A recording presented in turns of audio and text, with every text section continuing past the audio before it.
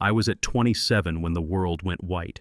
27 compressions into trying to bring a stranger back to life, and something hit me square in the face so hard it felt like my eyes were on fire. The last thing I remember saying clearly was 27, and then I couldn't see, couldn't breathe, and the woman I was trying to save was suddenly alone on the pavement. Yeah, that happened. It was a Saturday morning at Riverside Park, the kind of morning that makes you believe the world is mostly okay. The sun was out, but not harsh families walking their dogs, kids yelling near the playground, joggers pacing themselves around the 3-mile loop by the lake. I'd been running that loop for years. I'm 38 ER doctor at City General, 10 years in emergency medicine, and running is how I shake off the week. Black shorts, gray compression shirt, old running shoes with the heels worn down, earbuds, in just zoning out to a podcast. About 25 minutes in, I saw her up ahead. Bright blue running outfit, ponytail swinging steady stride. She was maybe 20 feet in front of me when she faltered. Not a dramatic stumble, just a slight hitch in her step like she tripped over nothing, and then she went down face first. No hands out, no attempt to catch herself. That's what made my stomach drop. When someone falls and doesn't try to protect their face, something's wrong. I yanked out my earbuds and ran to her. "Ma'am, can you hear me?" I rolled her gently onto her back. Her eyes were open but unfocused. I put 2 fingers to her neck. Nothing. Leaned down, watched for chest rise. Nothing. That's when the world narrows. You don't think about race or who's watching or how this might look. You think brain cells die after 4 minutes without oxygen. You think move. I shouted, "Call 911, tell them cardiac arrest."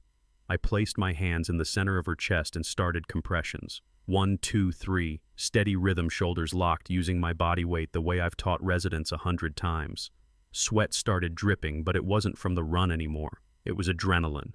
At 30 compressions, 2 breaths, then back to compressions. I kept counting out loud because it keeps you honest, keeps you steady. 23, 24. Somewhere behind me, someone was on the phone. I remember glancing up for half a second and saying, "Report a cardiac arrest." The guy nodded and kept talking. What I didn't know was that another call had gone in. A woman farther back on a bench had dialed 2. Later, I heard the recording. She told the dispatcher, "There's a black man on top of a woman. She's not moving." The dispatcher asked, "Is he hitting her?" She said, "I don't know." No mention of chest compressions, no mention of CPR, just a black man on top of a woman. You know what I mean? Words matter. They shape what comes next. 2 police cruisers pulled in with lights flashing across the lake. I was at about 25 compressions again when I heard boots on gravel. "Sir, step away from her," a voice yelled. I didn't look up. "She's in cardiac arrest," I said. "No pulse," I kept going. 26. Another voice, sharper now. "Get off her," I said louder. "I'm a doctor. I'm doing CPR." I figured once they saw what was happening, they'd drop down and help maybe take over compressions, so I could check her airway again. That's what I expected.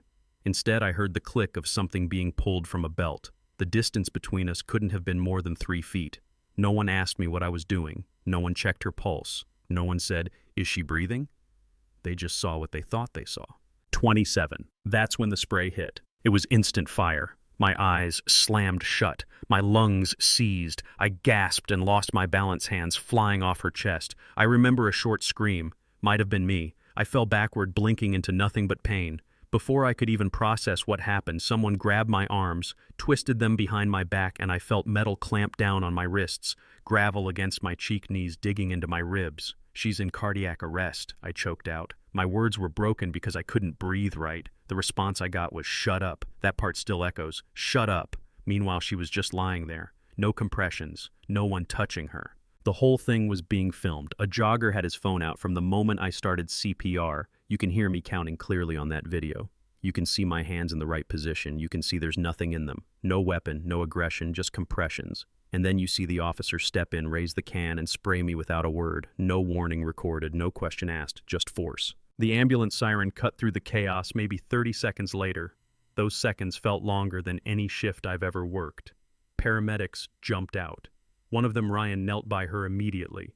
2 fingers to her neck, eyes on his watch. "Weak pulse, irregular," he said. He looked up and asked, "Who was doing compressions?" 3 people pointed at me. I was face down, cuffed, eyes burning so bad I could barely open them. Ryan stood up and said clear as day, "Take the cuffs off him." There was a pause. He said it again, louder. "Take the cuffs off. Now." The cuffs came off. My wrists were already swelling. I rolled onto my side and forced my eyes open just enough to say, "She had no pulse." Ryan nodded and went back to work. "Get the defibrillator ready." Pads on her chest. The machine analyzed. Shock advised. Everyone stepped back. Her body jolted. Again. Shock advised. Second shock. Then finally, no shock advised. Ryan checked her pulse again and gave a small nod. "Got a pulse." I've delivered that line to families before. Hearing it about someone I'd just been trying to save felt surreal. An older man handed Ryan his phone. I recorded what happened. Ryan watched a few seconds of it right there. You could see the moment at 27. The distance between me and the officer, the lack of warning. Ryan handed the phone back and looked at the officers. He was saving her. No one said anything. She was loaded into the ambulance. Before the doors closed, Ryan looked back at the officers again. He was saving her, he repeated. Then they drove off. I stood there on the running path, wrists red, eyes on fire, heart pounding. A jogger passed by, slowly looked at me, looked at the officers, and kept going. No one apologized. The officer who sprayed me gave his name and badge number when I asked, like we were discussing a parking ticket. The woman who'd called 911 walked over quietly. "I only called because I saw you on top of her," she said. I looked at her and said I was doing chest compressions. She stepped back and didn't say anything else. 3 hours later, I was sitting in my own hospital's emergency room waiting area with an ice pack over my eyes. She was upstairs, heart in a stable rhythm. The cardiologist confirmed sudden cardiac arrest from an undiagnosed condition. Chest compressions had started within a minute of collapse. No brain damage. When I heard that, I nodded and let out a breath I didn't realize I'd been holding. That's the part that matters most. She lived. But what happened in between, that mattered too. 2 days later, I sat across from an attorney with the 911 transcript, the body cam footage, and the live stream video spread out on the table. We listened to the call. There's a black man on top of a woman. Is he hitting her? I don't know. That was it. No mention of CPR. Then we watched the body cam. You see me counting. You see the officer close in. You see the spray deployed without a single clarifying question. The attorney paused the frame right when I say 27. "We're filing," he said. The lawsuit went to federal court. Excessive force, failure to assess the medical situation, escalation without documented threat. The news stations replayed the video over and over. They froze the frame on the number 27 like it was a symbol. The comments online were brutal on both sides. Some people said the officers were just responding to the call they got. Others asked why no one took 2 seconds to ask what's happening here. 4 simple words. She stood at a press conference a few weeks later and said, "He saved me." She didn't remember collapsing. She only knew she was alive because someone started chest compressions immediately. Hearing her say that publicly felt like oxygen after being underwater. The officer who sprayed me was terminated after 11 years on the force. The other was suspended and put on probation. The city reviewed the video, the call logs, the witness statements, and decided they couldn't defend what happened. 7 months later, the case settled for $1.1 million. Part of the settlement included policy changes. Mandatory medical assessment before using pepper spray required clarifying questions before escalating force, periodic body cam reviews, and independent board for use of force cases involving bias. No public apology from the officer. Not that one would erase the image of her lying there while I was cuffed. I kept working in the ER. I used some of the settlement money to start a scholarship fund for students pursuing emergency medicine. She made a full recovery and now speaks at community events about recognizing cardiac arrest and learning CPR. The body cam and live stream videos are used in training programs. Every time this story is told, someone mentions the number 27. Here's the part that still sits with me. When someone is kneeling over a person, hands locked at the center of their chest, counting out loud, what should the first question be? Not a command, not a weapon drawn. A question, "Sir, what's happening?" If that had been asked, everything might have looked different. I think about that morning sometimes when I go back to Riverside Park. I still run there. I don't wear earbuds anymore. I like to hear what's around me. Maybe that's paranoia, maybe it's just awareness. You tell me. So I want to hear from you. Was this a tragic misunderstanding based on incomplete information, or was it something deeper about how quickly assumptions are made?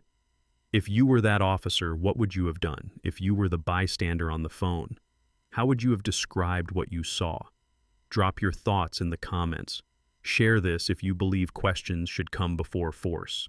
And if you've ever witnessed a moment where context changed everything, tell that story too. Because sometimes justice isn't about a payout or a policy update. Sometimes it's about learning to pause long enough to ask the right question before someone hits 27.